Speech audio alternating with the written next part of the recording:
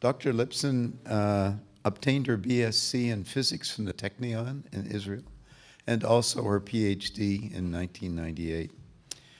After that, she spent 2 years as a postdoctoral associate at MIT, and then accepted a position at Cornell University in 2001. Dr. Lipson right now is an Eugene Professor of Electrical Engineering at Columbia University. In 2009, she co-formed a company called Pictolux, which developed and commercialized silicon nanophotonics. And her research, of course, is focused on silicon nanophotonics. She has over 30 patents. She's a member of the National Academy of Science. She was awarded the National Academy of Science Comstock Prize in Physics. She has received the Optical Society Woods Prize, the IEEE Photonics Award, and since 2014, every year she's in one of the top 1% of the publishers in physics. So please welcome Dr. Lipson and the second talk this afternoon. So it's a real pleasure to be here. I heard a lot about this conference, and it's an honor to be part of it this year. We are experiencing a complete revolution in optics today. Today, if you want to design a photonic system, you shouldn't actually go to the lab and build the system itself made out of individual components. No, instead, you should just CAD it, just like we do with electronics, and send it to one of the many foundries out there that can actually make it for you in a tiny, tiny little chip. And it can make hundreds of thousands of those, all at the same time. So it's a complete revolution, completely different way of thinking of optics. This revolution is evolving. We are now coming up with new ways to manipulate light on a chip, new materials to manipulate light on a chip. And it really only started 15 years ago. 15 years ago, silicon was still material for electronics only. It wasn't an optical material. Today, when we say silicon, it's a photonic material. But it's not really fundamentally. It doesn't have an electro-optic coefficient. It doesn't even emit light. But we made it work. I'm not going to go over exactly how we made it work. You can go back to the literature and see exactly what were the key ways of actually making light being modulated, meaning actually electrically change the optical properties of silicon. We can do that today. Today, we made waveguides that are so low loss, meaning that they can transmit forever, and I'll tell you a little bit about it, that we really don't need light to be emitted on the chip anymore. We just bring it out from outside, just like we do with electrical power. We bring it out, plug it on the chip, and let light flow there, and it flows there for a long time. So the key for the success of silicon versus all other optical materials, 3.5, 2.6, doped glass, the key is the fact that silicon photonic leverages the billion-dollar infrastructure that was already invested in microelectronics. So the way we make waveguides in my lab and in all other labs doing silicon photonics is exactly the same way that the microelectronic folks make their trenches. I didn't invent any of the recipes that I'm going to show you here. It's all borrowed from this billion-dollar infrastructure. And that's really what made it work. So I'm going to, this is kind of a preempt for what you're going to see. Today, the waveguides, the way we launch light and the actual features that actually light sees when it propagates are on a subatomic level. And it turns out that this is what we need in order to get extreme effect, optical effects on a chip, for example. Because of this, because of the fact that we can now define boundaries that have variations that are on average less than 1 atom, this is the key to demonstrate nonlinear optics with a laser pointer. So we're talking extreme nonlinearities on a tiny chip because of these advances. So the field, like I told you, started very relatively recently, 15 years ago, and it boomed. It started with just a few ideas. Hey, we could use optics on silicon to transmit information with no power. It could completely revolutionize microelectronics. There are a few papers out there in the beginning of 2000s. We were then able to demonstrate in 2004 in my group, actually in 2003, we were able to demonstrate how to couple light from big fibers to tiny little waveguides. We were able to demonstrate how to actually change the optical properties of light in silicon, and it boomed. In less than 10 years, it went from theoretical ideas to actual products in the market.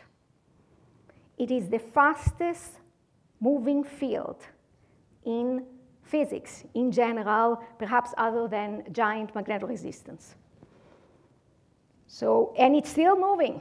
It's an extremely exciting field to be in it. What's exciting about it even more is the fact that it started with ideas kind of, hey, we could use silicon photonics to make microelectronics better, to overcome all the power dissipation that we have in data centers, for example. But now, silicon photonics is helping data centers. Actually now it's almost in every data center, but it's way beyond that. Today we use silicon photonics for biomedical devices. We use it for metrology, for spectroscopy, for sensing, for LiDARs. So if you look at this graph, you can see that the green is actually the datacom, is what you really expected to grow. But what's more interesting is this orange part that is growing rapidly, and this orange part is all the other fields other than the datacom, and they are increasing rapidly.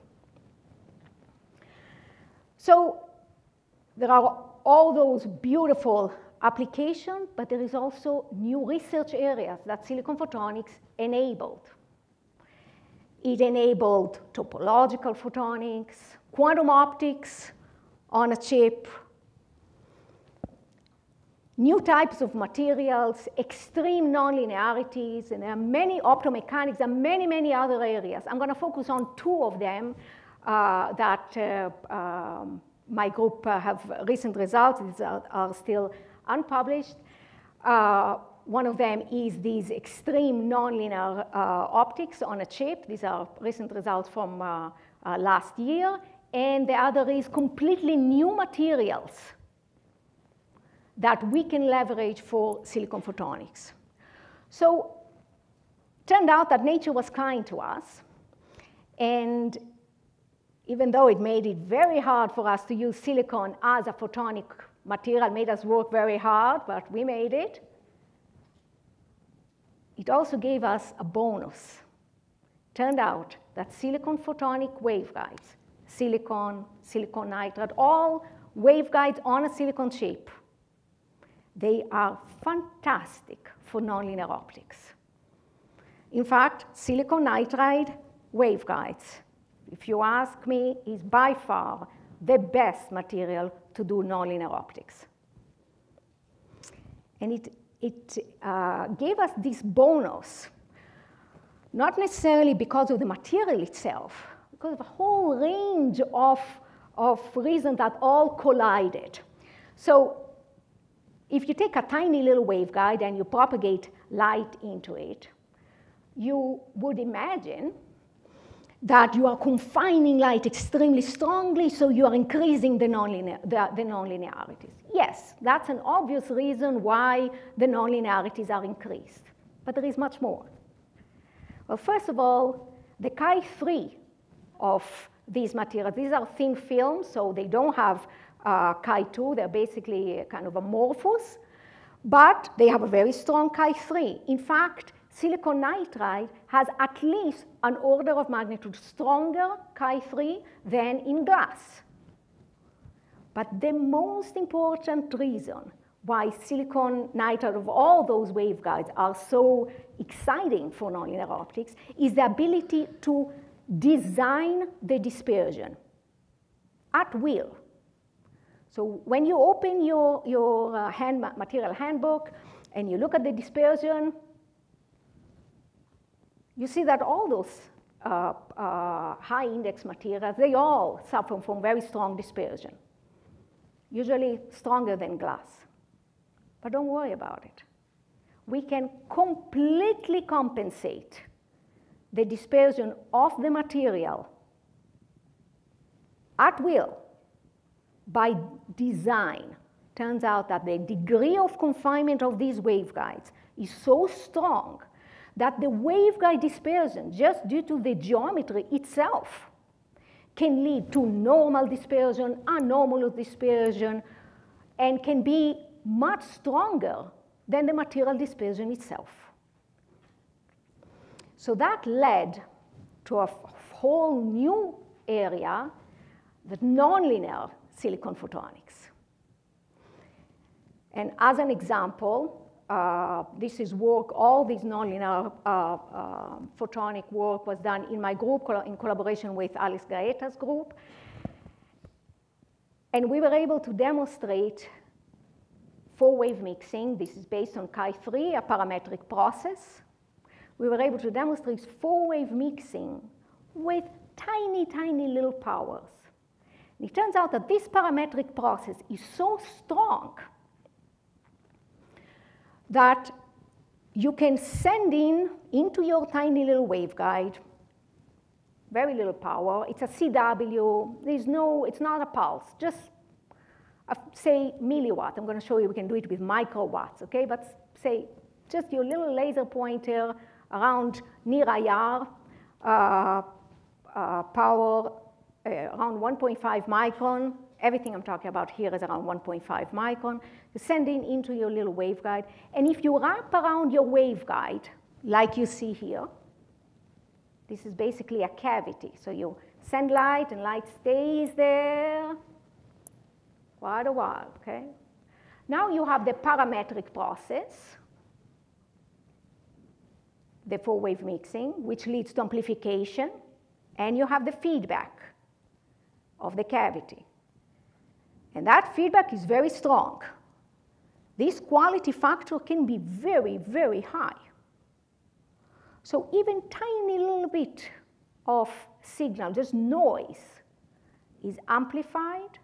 And because of this feedback, this whole thing starts oscillating. The bottom line, you send in CW, one color, very low power, you get a whole combs of colors out. You generate not one signal, not two, you generate a whole comb. This comb can span over an octave, and that had to do with our ability to disperse and engineer over such broad spectral range. And they can be locked in phase. So you see them in RF, you see them in the beginning when you start pumping that resonator. They are kind of all over the place. And then we know now how to lock them in phase one relative to another, and the whole thing is generated and it's locked. And that has enormous implication for metrology, for spectroscopy, whole range of application for sensing, LiDAR, and so on. So there are today, if you go to any of these major conferences, very large conferences in optics, CLIO, FIO, OFC, there are sessions after sessions of microcomb technologies. Okay, so we've demonstrated on silicon nitride in 2008 for the first time, but you can do this also with other materials, and a lot of other groups have actually demonstrated in other materials as well. The beauty of this very high index contrast, these very light confining waveguides on a chip like this silicon nitride, is the fact that they are so sensitive to tiny little changes in the geometry, which we can control completely. So for example, I'm showing for one specific wavelength, I'm showing how light is actually distributed on a chip, on your waveguide, okay? So that's kind of the cross-section. You send light into your waveguide, and you send the same wavelength, and then if you send the same wavelength to this waveguide is tiny. It doesn't really fit very well. Most of the light is outside, which means that your effective index is pretty low. It's the one of the cladding. In this case, it's oxide. Now you do the same experiment again, but you change a little bit your waveguide geometry, which we can do, no problem. And now you change a little bit, make it a little bit larger, or even larger. And light is more and more confined. So we can turn it around and say, OK, take a specific geometry, and now change a little bit your wavelength. It can go from here to here. It doesn't matter if you actually change the geometry for a fixed wavelength or change the wavelength for a fixed geometry. So that's the reason why the dispersion engineering is so powerful in these very high confinement waveguides. So I told you that this is a success story and everything is wonderful. So what's the catch? So this is actually the octave spanning comb, and this is basically the mechanism where you send in your light and you are producing all these colors out there. It's beautiful. But what's the catch? The catch is that even though you have those tiny little chips that you can put in your pocket and you can make it disposable, sensing, and have all these applications, hundreds of groups are actually working just on this, on applications on that. Really, if you're honest, there is a very large laser pumping this little guy here. That's the reality. If you go to all research labs that are actually working on tiny little microcombs, the comb itself is tiny, but it comes with a very large laser next to it. So why is that? Well, the power that you need in order to actually generate that parametric process and get all these to oscillate has a threshold. And the threshold is inversely proportional to the quality factor, or the loss. Meaning that if you make it low loss enough, high quality factor, let light circulate there for a long time, then you will need very little power to actually get this to work. And even though we think we make amazing waveguides, the reality is that if you take a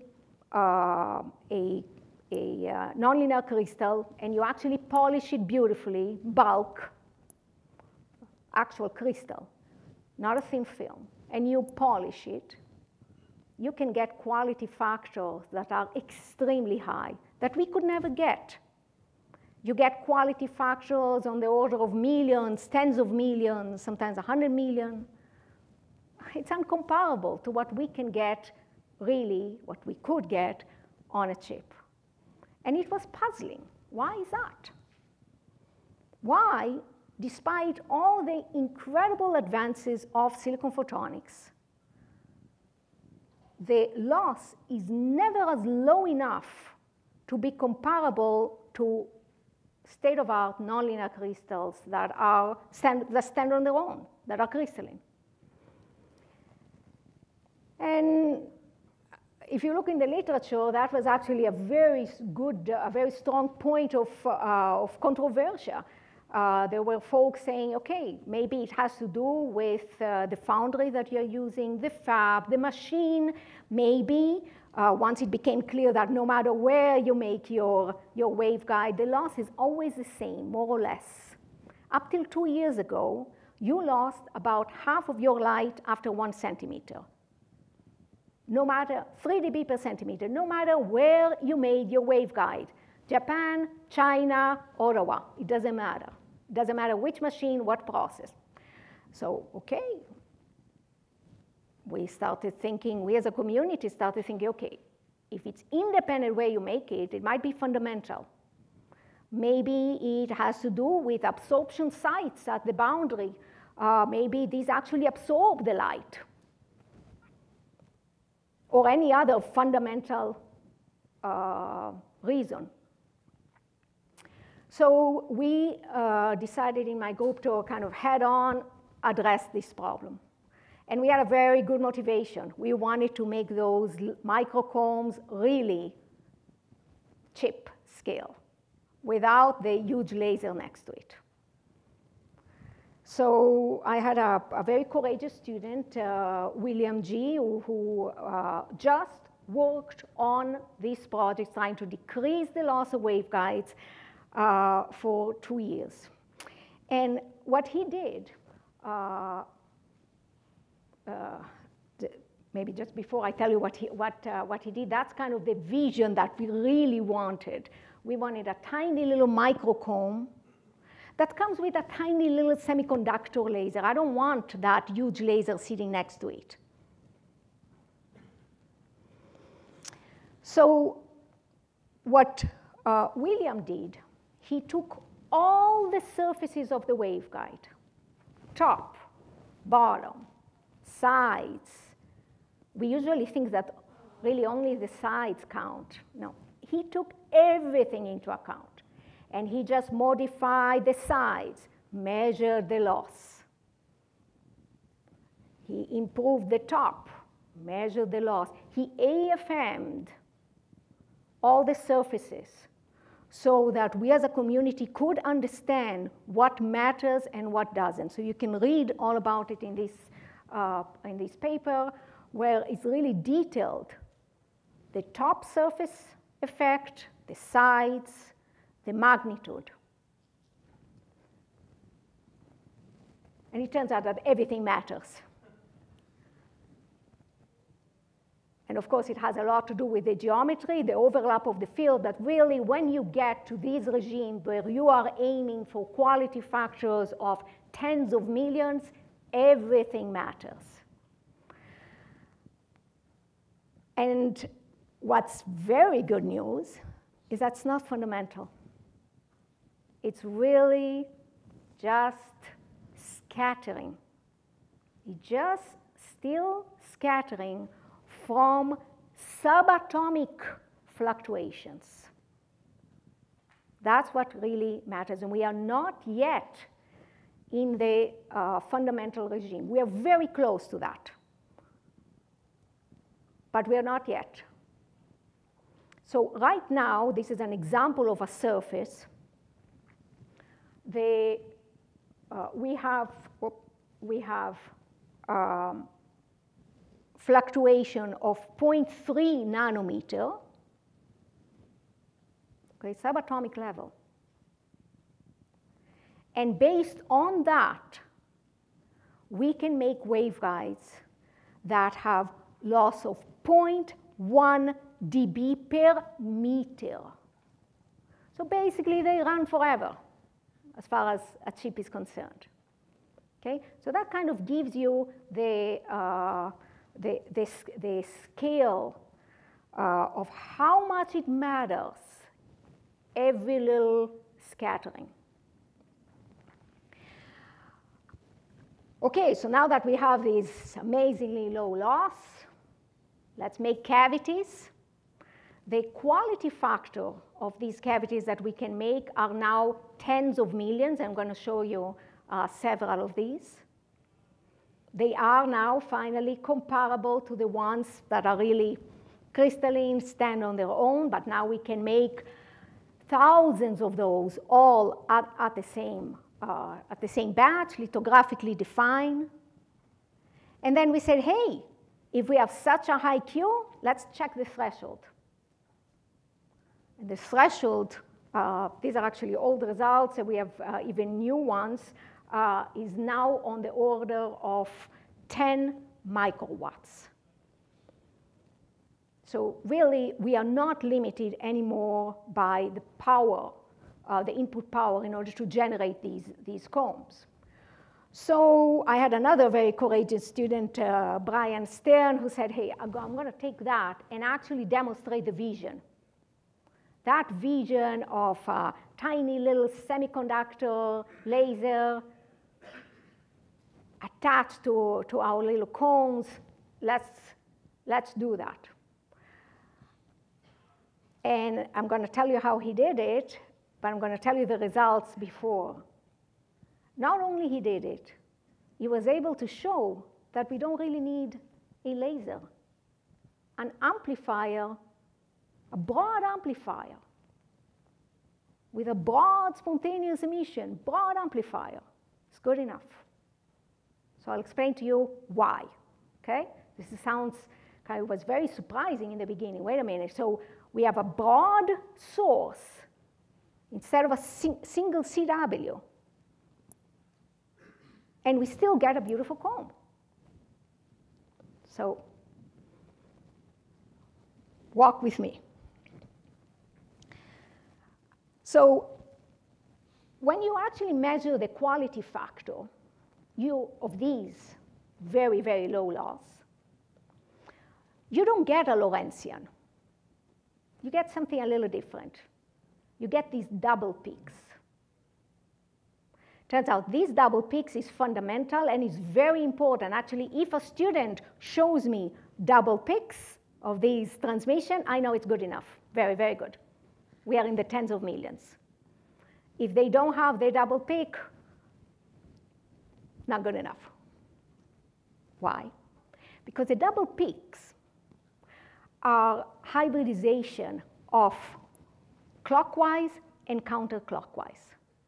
So remember, I have a waveguide, and I'm wrapping around my waveguide, right? So it's a traveling wave, and I'm pumping only in one direction, okay? Let's say counterclockwise. So why is she saying we have clockwise and anti-clockwise? Because in any resonator, there is always, like I said, mechanical statistics, just nothing to do with my foundry, just subatomic scattering points. Usually, these scattering points, they're not subatomic, they're stronger, and they create radiation everywhere to all modes in the radiation space. And there is a very tiny, tiny, tiny percentage of light that actually goes into the mode of the waveguide. So we never see it. In other words, in usual resonators, the scattering, the rate of scattering to the backward mode, okay, so you are sending forward, the rate of scattering to the backward mode is much, much smaller than the rate of scattering to the outside world.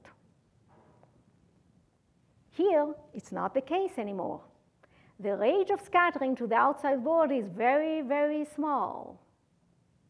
So now, every little scattering actually contributes to scattering into the backward mode. And that's how I know that we reach the regime where we are in extremely low loss. So why do we have two? Because both of them have the same frequency, right? Both of them have the same wavelengths, just determined by the diameter. But they are coupled through that scattering point. So they hybridize. They split just like two resonators that are coupled, and that splitting depends on the coupling strength, and we can control that. We know what is a typical coupling strength, and we control it by the overlap of the mode with that tiny scattering, okay? So these two modes are a combination of clockwise and counterclockwise. Remember that, because that's important to understand how we can get combs, optical combs, with a broad source. So the way Brian, my student, did it, he took an amplifier, not a laser, an amplifier, put a back reflector on it. Now, I'm not a laser person, so if I did it, anyone can do it. This is, we bought it off the shelf, a Thorlab RSOA, reflector semiconductor amplifier. There's a filter here, but it doesn't really have to be. It's a broad filter, just to limit the spontaneous, the range of the amplification, but it's actually, it turned out later on that we got a beautiful comb without it, so I think you can ignore it. Now, you have this resonator here. Now, this resonator, I just told you that the resonator doesn't only travel, it also goes back. So now you formed a cavity, a beautiful cavity that is way stronger than the cavity of the semiconductor. This cavity from here to here is way, way stronger than just the semiconductor itself. So what controls what lasers is the actual resonator. So now it's kind of self-locked.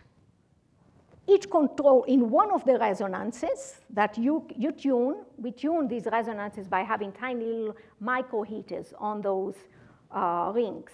These are microfabricated tunable knobs that we can control at the frequency, the tuning of the frequency of the resonator. So by just choosing where do we want to be, more or less, the resonators in frequency, we define a lasing frequency, which then generates the comb by itself. So there's really no reason to go and work with a tunable laser, finicky, and tune it to your comb. This is all self-aligned, and it works beautifully. So this is actually how it looks. It has the amplifier, and it's really butt coupled, attached to the silicon nitride comb. So they kind of really, one attached to another. We kind of work a little bit with Thorlab. We asked them if they could just dice their little chip so that it matches our angle, just so that we can get very good coupling between them here, the input semiconductor and our waveguide, and that's it. It works beautifully. So this is the actual chip, and this is the RSOA. And I actually asked Brian, can you please take a picture of it? So he took a picture of it, but on a board. So this is just to give you a scale. So the board we use for electrical contacts and for ease of handling, but the chip itself is less than 1 millimeter, and the device itself is only 10 microns in diameter. So that is the little chip on the board. So we were able to generate beautiful comb with this. This actual signature, that function, that sinc function, we know now that what it means that there is only one soliton. It's all locked. There is one soliton propagating. That's a very typical spectrum that we get when all the lines are locked. We also measure beautiful zero RF noise when it's actually locked. We got very excited, and then Brian got even more excited. Said, you know what? This is so low power. All of this is so low power. Let's forget about the power supply. Let's put a little battery in it. And he did this. He put a little AA battery, and it lasted for 20 hours. We got tired, but that's it. It lasted for at least 20 hours. So I told you about all these beautiful photonic components, nonlinear, and especially the very, very low loss that really enables these effects. And it looks like silicon photonics is really all problems solved. But the reality is that the field, photonics in general, is still looking for that magic material that enables that to tune drastically the optical properties with no loss. We don't have that. So let me give you an example. Silicon modulators. Silicon modulators, they work based on carriers. You inject carriers and you change your effective index. But you don't just change your real part of the dielectric. You change your imaginary also. And we know that any of you that have worked with any modulators in silicon, you know that it becomes very lossy when you actually turn up the power. And that's why the modulators are so large. Modulators in silicon, Mach-Zehnder modulators, are millimeters long. How many can you fit on a chip? And they consume a lot of power. So actually building system based on that, that's kind of the holy grail, that's what we all need, is not trivial. And there is a fundamental reason, because we are still looking for that material. Now, the good news is that microelectronics today is pretty flexible. There are new materials now being introduced, completely different story than 15 years ago, that we could only talk about silicon, silicon nitride, silicon oxide. Today, as it comes out of the foundry, there are many processes that can be done post-process, outside of the fab, and that's totally okay.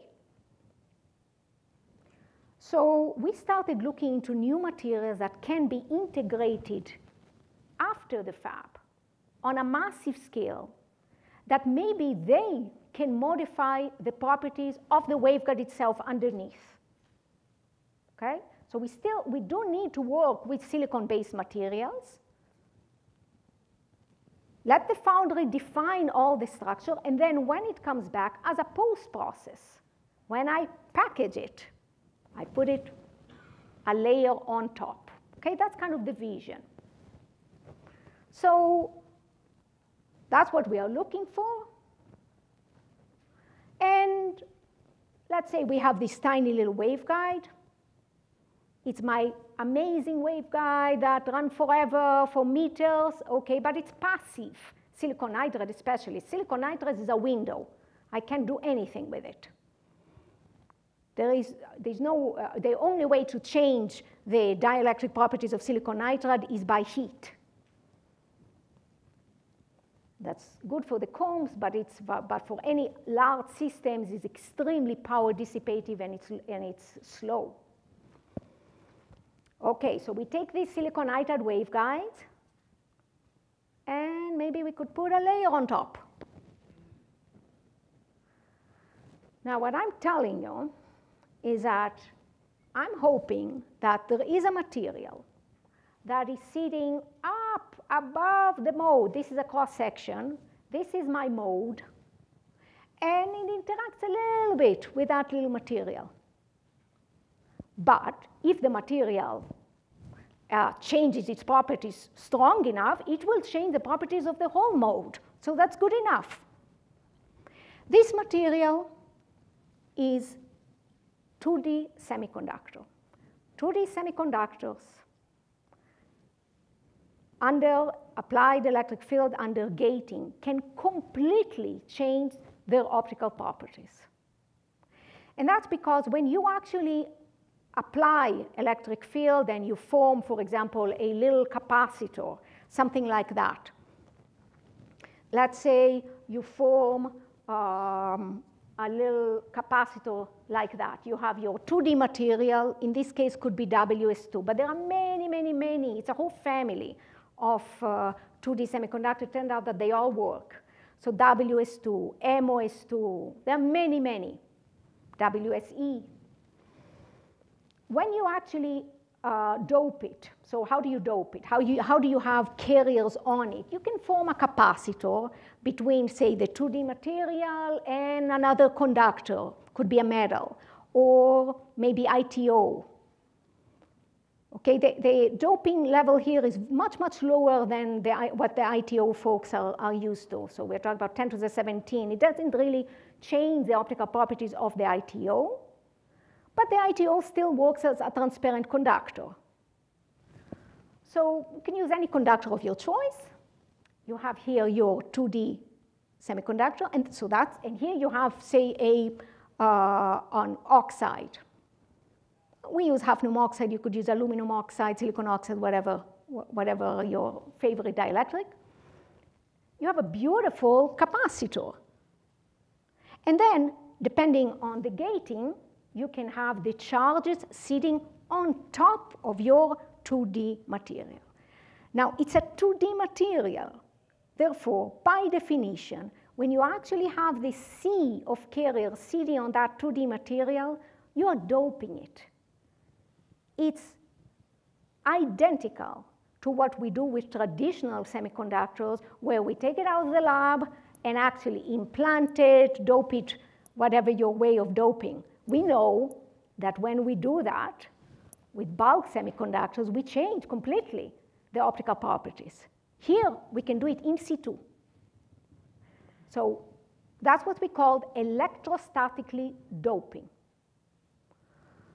So we apply voltage, we change the optical properties, and there were theories that actually predicted that you can do that, and you can do that in the regime, in the spectral regime, that the material is transparent. What do I mean? So you are within the gap. So the exciton and your band gap, they are all much, much higher frequencies, around 600 nanometer in wavelength. We are 1.5 micron, way below. But still, that doping level changes the optical properties. But because you are fundamentally in the transparency regime, it doesn't change your absorption. Okay, so it changes the real part, but the imaginary part, it doesn't. That's kind of one of the holy grail, to be able to tune on demand the real part of the dielectric without inducing absorption. Stay away from any material resonance. So, the way it works is that you have a tiny little monolayer on top of your silicon nitride, monolayer, one atom thick, embedded in a capacitor. Even though it's one atom thick and it's far away from the mode, the optical properties change so drastically that the whole mode changes. And that's the little capacitor sitting on top of the waveguide. So in order to actually check if this works, we said, okay, let's make an interferometer, because what we are hoping is that the change will only be of the real part.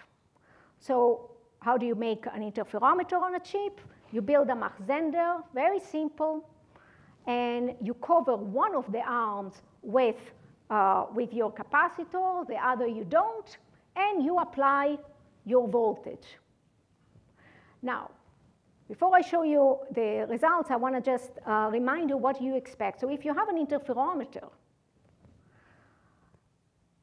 and you look at the fringes of the interferometer, so if you change the actual phase, or the real part, you're changing the phase, all those fringes should move. Now, if you're also changing the absorption, which we are very familiar with Mach-Zehnders in silicon, those fringes should decrease in contrast. So I should start having smaller and smaller fringes, okay? So that decrease tells me the absorption, and the move tuning tell me the real part, okay? So we did that, and this is what we got. So that was really puzzling. That was incredible. Because what it means is that the real part changes beautifully, but we can't see any absorption. And we say, oh, okay, wait, this is a 2D material. So it should happen only in TE, in the polarization where light is actually interacting with the material. If you are in the opposite polarization, it shouldn't happen. So we did that. We designed the waveguide so that they interact equally with the TM and TE, with both polarizations. So it's not a matter of overlap. It's just a matter of actual polarization. And we see no change. Well, we got even more excited. We say, hey, let's use those in rings. In rings, you just need a tiny little piece, and you have incredible modulation. And what's beautiful here is that the line width, which tells you the loss, stays the same. So you can still have those beautiful quality factors, but now you can tune them. So we measure the speed of those, and they are on the order of gigahertz. Right now we are limited by the RC, just by the capacitance and the resistance of actually contacting them. But they should be tens of gigahertz, just limited by the natural sheet resistance of these materials. So we said, okay, if this is good, we need apples-to-apples comparison. So we took all the other materials that actually react to carrier effect. So there is graphene that can be also transparent, indium phosphide, indium gallium arsenide, all of those, you can change your dielectric. And we all normalize it by the modal volume, so that what our actual change is the change of the whole mode, not the sheet. I don't really care so much what the sheet changes. I care about the mode, the waveguide itself, the effective waveguide. So we compared all of them, and we plotted the change in index, the change of the real part relative to the imaginary. But I want these for large devices. I want phase modulators, for example. I need long distance. So just having this ratio high is good, but it's not enough. What I want, what we all want, is very long propagation length. And you can see here that this platform actually does the job. It actually delivers strong change for long propagation length without inducing absorption. So I'm going to stop here. I want to thank the group and the funding sources who actually contributed to this, and the students who actually did the work. Thank you.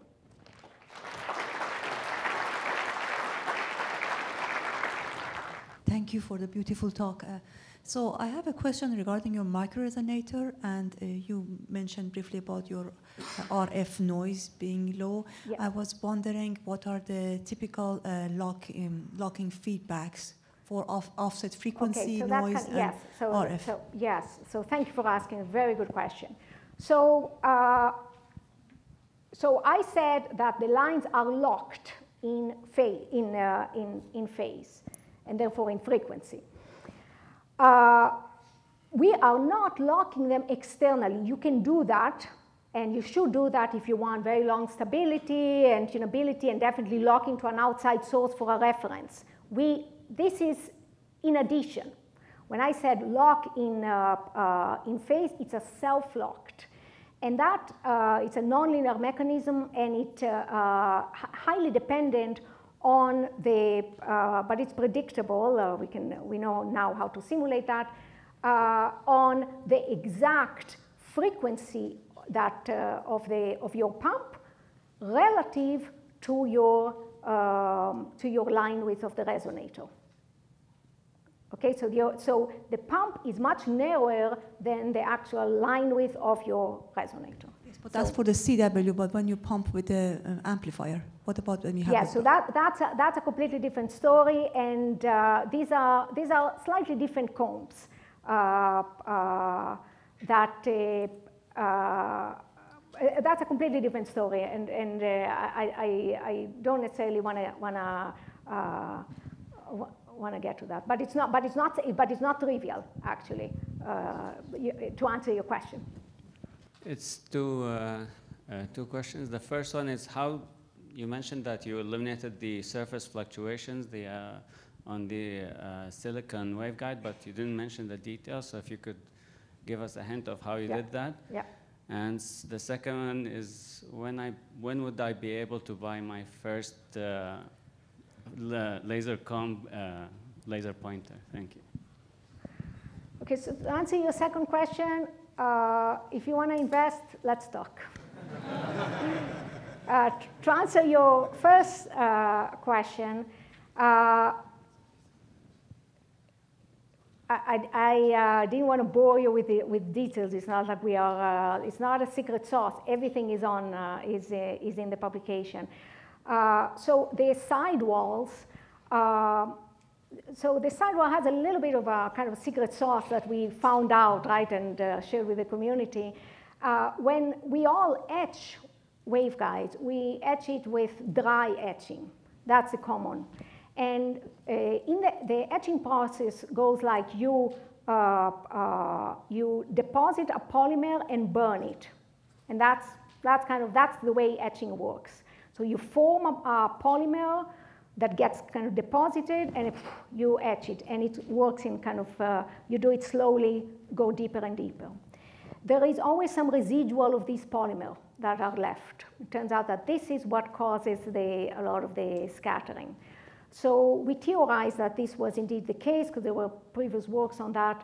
And in order to eliminate this, we work with a very high oxygen concentration to make sure that we are burning all of those residual. And it worked beautifully. So that's for the sidewall. You also get an extra benefit that the sidewall is perfectly flat. And then on the top, and in the bottom is all CMP, so chemical mechanical polishing. Thank you. I enjoyed that talk very much. I'm curious about the final device you showed, the Maxender, where you're using the thin film of 2D material to modulate that. Very impressive results. Naively, though, when I think of a capacitor, I think of something which modulates very slowly. You're right that it is limited by the RC of that capacitor. Okay. You're right. You're right. But so in this case, it was 0.3 gigahertz. That's it. But I mean, the capacitor, it can be pretty small because the effect is strong enough. But there is this is true for all capacity-based devices. There is no question. I agree. Sure. But I don't know that your approach needs it to be a capacitor. You really just need a way of accumulating charge on that surface. So are you thinking, or do you have any thoughts about how you could do that without resorting to a capacitor, since, as you said, it inherently will limit your modulation? Look, you can't generate charges out of nothing, right? So you need a capacitor somewhere, but you don't need that capacitor right there on your mode. you don't need this geometry. So, yes, we are thinking about all kind of different geometries so that it won't really limit us in speed. Right now, we have designs for kind of tens of gigahertz where you shouldn't be working more than that anyway because you can't drive it. So I think we are very close to the soft spot, but we'll see. That's a good point. Thank you. Thank you. Amazing talk. It's always a pleasure to see the research that comes out of your lab. And I had a question. So one of the hot topics in photonics is obviously light storage. And with high Q resonators, obviously comes the delay bandwidth limit, which your group is famous for having broken, basically. Do you see any prospects using these sorts of technologies to sort of overcome this limit, to sort of achieve better storage or dynamic control over storage? Yeah. So look, so maybe let me rephrase your question, if I may. So what you're saying, okay, you make all these beautiful resonators that store forever, but then you definitely cannot propagate data very fast, for example, or whatever you do with that, that by definition will slow it if it's in the middle of your system. But if you can modulate very fast, faster than the photon lifetime, which now the photon lifetime is gigantic compared to the original demonstration that we did, you're right that it opens a complete door to all kind of beautiful phenomena where you modulate faster than the photon lifetime and you break the bandwidth delay product. We are absolutely working on that right now.